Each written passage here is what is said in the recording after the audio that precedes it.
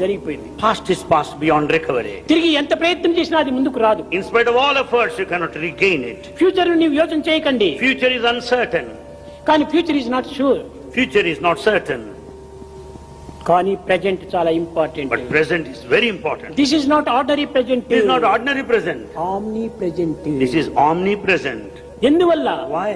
ఈనాడు మానవుడు అనేక దుఃఖములకు అశాంతికి గురి కావడానికి కారణం ఏమిటి? What is the reason for the misery of mankind today? Present ను మర్చిపోతున్నాడు, పాస్ట్ ఫ్యూచర్ ను వెతుక్కుంటున్నాడు. He has forgotten the present. He broods over the past and worried of the future.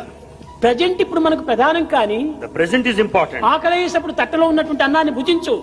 When you are hungry, start eating the food served in the plate.